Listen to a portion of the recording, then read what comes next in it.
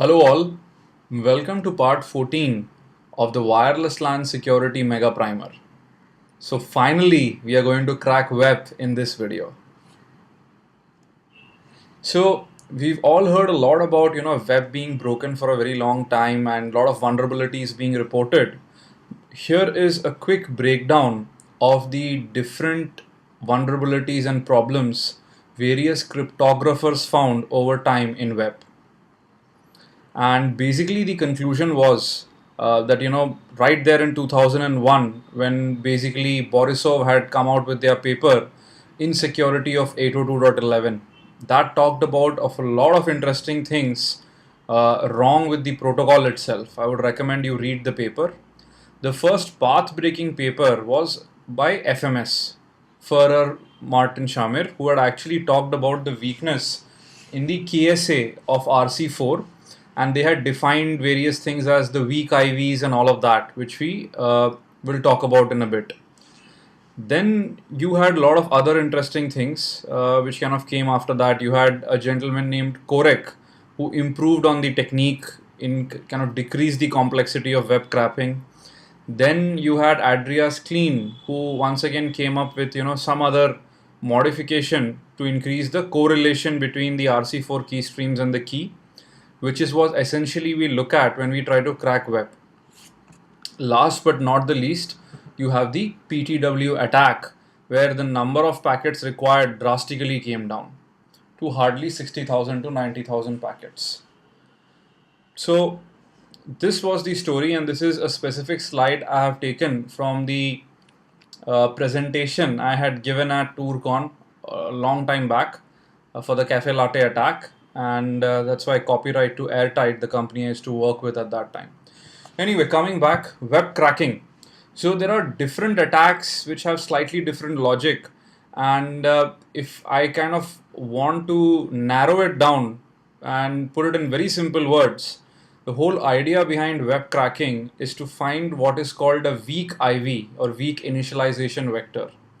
Now, what is that? Well, cryptographers have found that some of the IVs which we were taking and prepending it to the web key before going ahead and generating the key stream, well, the key stream generated because of these using these specific IVs was revealing some information with some probability about the web key itself. And when you have a large number of these weak IV samples, then it is possible to intelligibly guess the web key with some confidence. And this is what all of these papers and all of these different techniques talk about. Now, couple of interesting things is that these weak IVs, which give out information about the web key, are not uniformly distributed in the entire IV space.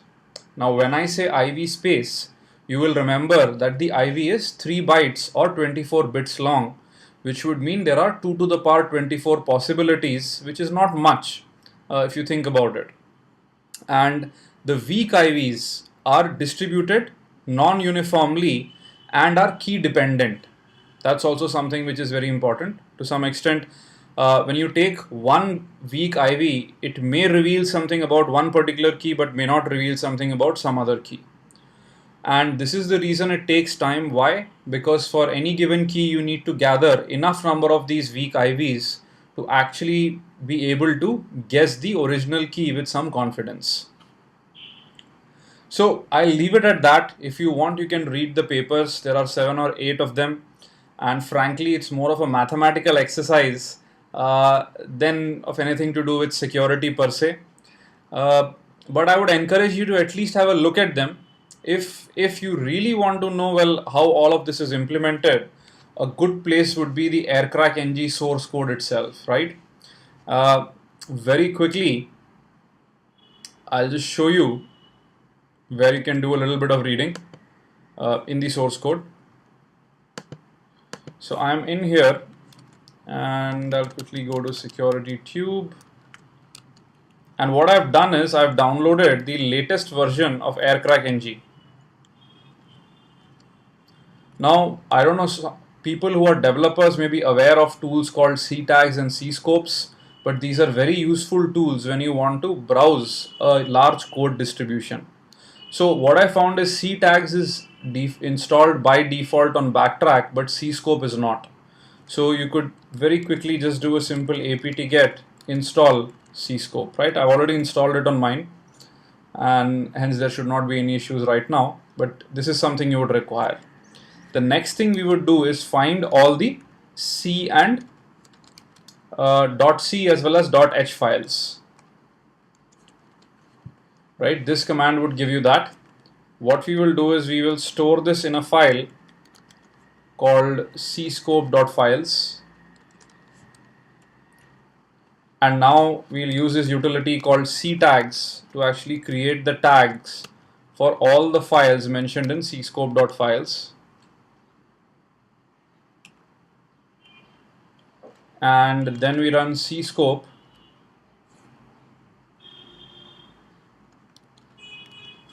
to go ahead and index all of these files. Now I cannot go through a full primer of both these utilities. Have a look. What we are really interested in is basically the main function in aircrack-ng. So this is where it actually starts. Quickly take you to the place where you can actually look at part of the cracking process.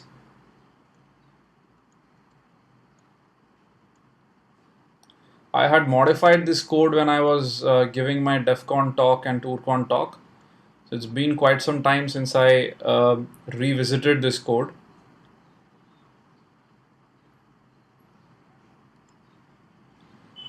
So there are a lot of interesting functions and everything here which you can have a look at later.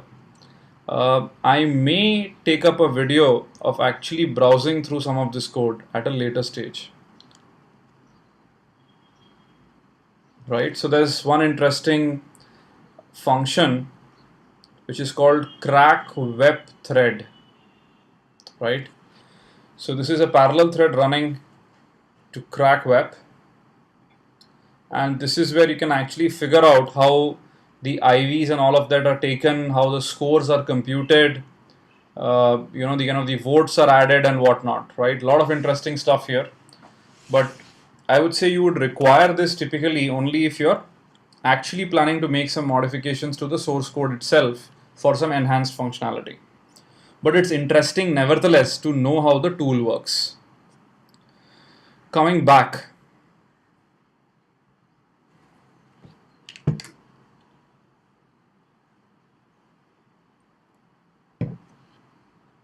So cracking web the script kiddie way.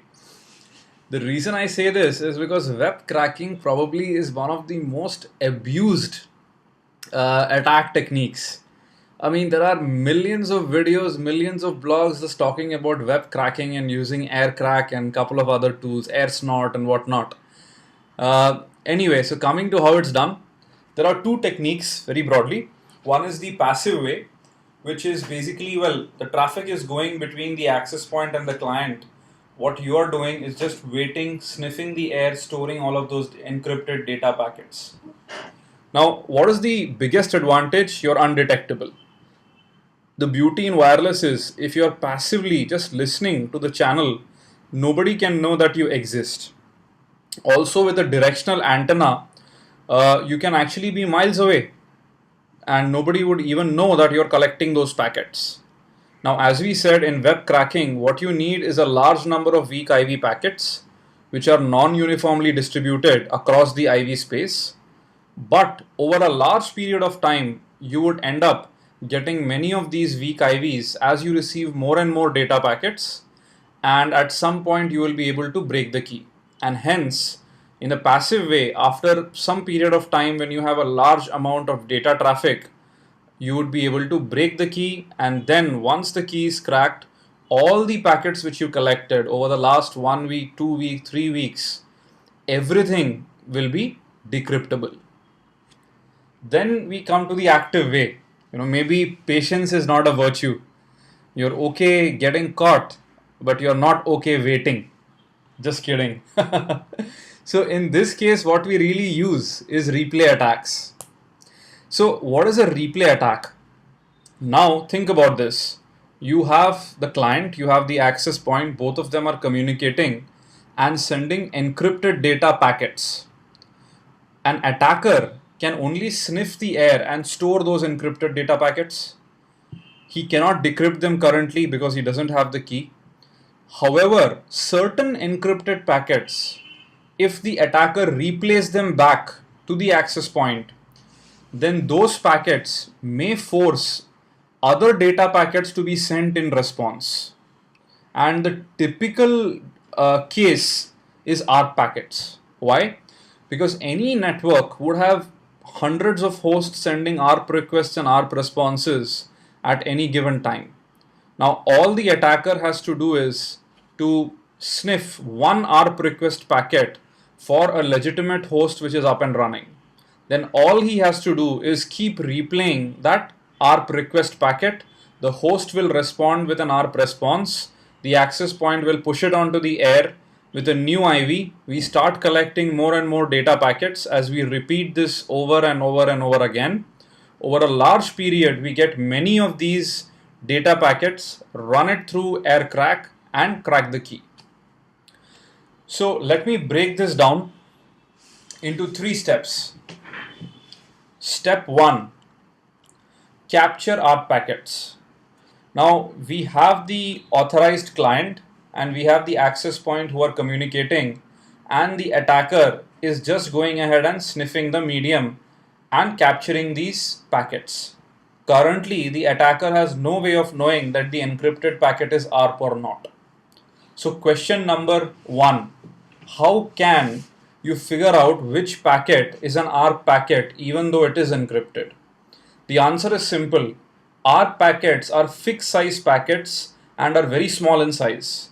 So just by using the size of the entire packet, we can very easily figure out that this is actually an ARP packet, right? Think about it. Question number 2, how do we figure out that a given packet is an ARP request or an ARP response? So answer is very simple. An ARP request packet is a broadcast packet, while an ARP response packet is a unicast packet. And hence, by looking at the destination MAC address in the 802.11 MAC header, we can differentiate between ARP request and ARP response packets. So what does the attacker do? He sniffs the air waiting for these ARP request packets. He gets an ARP request packet, he replaces back into the network and sees if he gets a response from the network or not. If he gets a response, well, he has a winner. He'll just keep on replaying this. So step 2 is, once you get that ARP request packet off the air, the attacker will just keep sending that ARP request packet to the access point, and depending on whom that ARP request packet is destined for, the host or the AP would reply back and ARP response packets would keep coming. The attacker would just repeat the process a couple of 100,000 times, a couple of thousand times actually, and get newer packets with different IVs. At some point, he would have enough packets with enough weak IVs to crack the key, which is step number 3, right? So let's do all of these steps with our access point. Now, the first step is to actually figure out what is up in the air, and what we are interested in is in channel 1, where our pawn me access point is. This is where it is. So the first thing we are going to do is tell arrow dump to save these packets. So we have -- right, and then let's say online cracking is the prefix, and let's also give the BSS ID so that we don't just start copying packets of other BSS IDs, and then we allow it to kind of work parallelly. Now what I'll do is, in the beginning, let me just connect my client to it.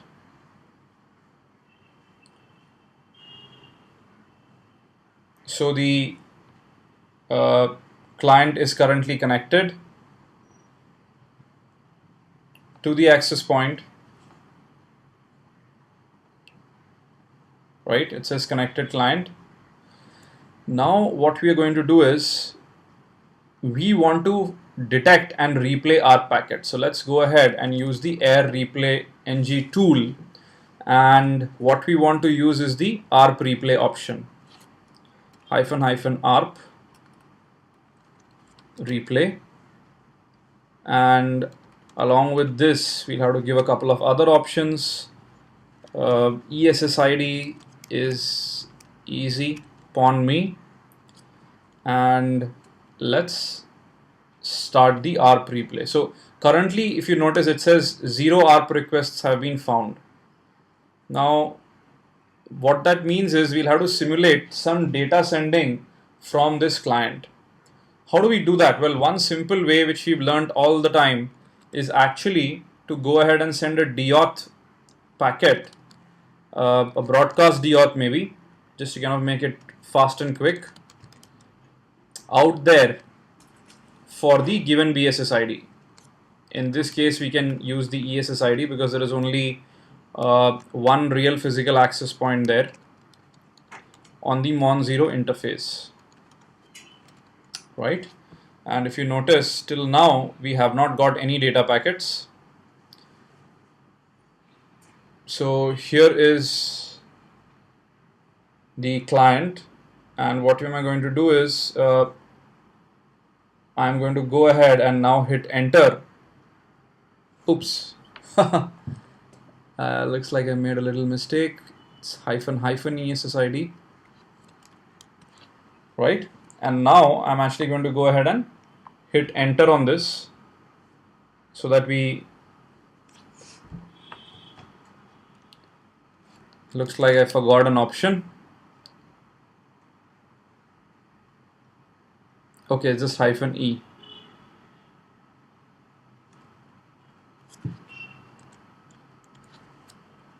Hopefully this time around this is going to work, right?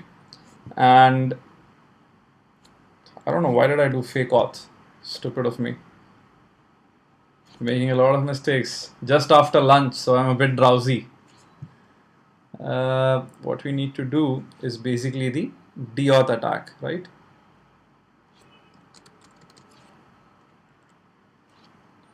Right, and so what we've done is we've sent the broadcast DAuth packets. I hit a Control-C, and if you notice, the client is again connected, and some data packets have been generated.